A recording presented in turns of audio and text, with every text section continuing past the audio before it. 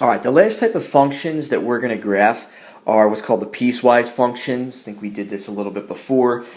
This is where we're going to have more than one equation, and we're going to graph them, but the domain is specified. These graphs look very, very weird, and it looks complicated. I'm just going to do number 2 on this.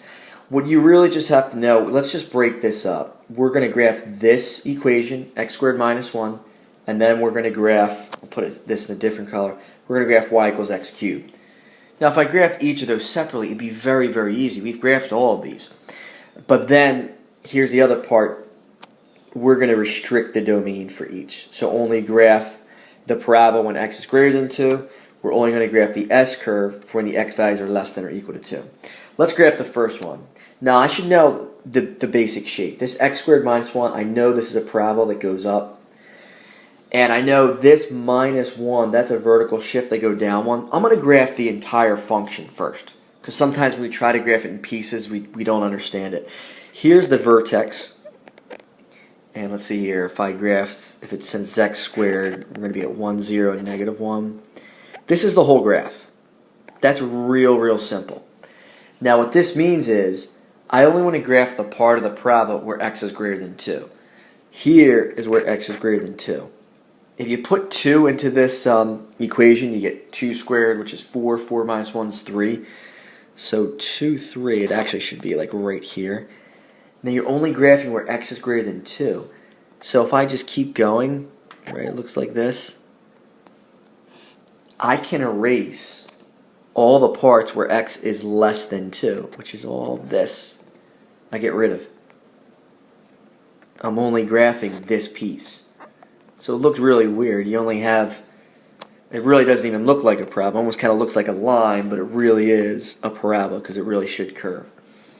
Okay, the other thing, I'm going to make this open circle because this inequality is not underlined. Okay, so it's greater than 2, but it doesn't equal 2. Okay, now when we do the second one, I'm going to do this in blue. Oh, I know the x cubed, that's really easy. That's the s-curve. The middle part is where it changed its shape. Then we go to the right one, up one, down one, left one. I'm going to graph the whole thing first. So if I graph the whole thing, right, I know this is what it looks like. Now I'm going to erase the parts that I don't need. It's saying we only need to graph the x values that are less than or equal to 2. Let's see here. If I put 2 in here, I get 2 cubed, which is 8. So 2, 8 should be on this graph. So it's here. 1, 2, 3, 4, 5, 6, 7. 2, 8 is like right up here. Now it's saying we only want to graph it where it's less than or equal to 2. So since it's equal, I fill it in.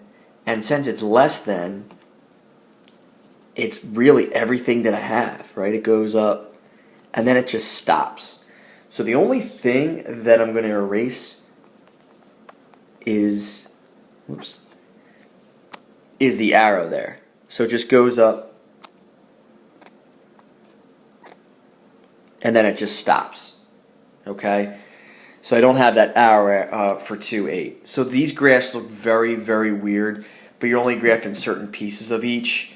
And I always find that students, I guess, tend to understand it better when you graph the whole, each whole equation, and then kind of erase as you go. All right, so that was that one. We'll probably do 1 and 3 and some more examples in class.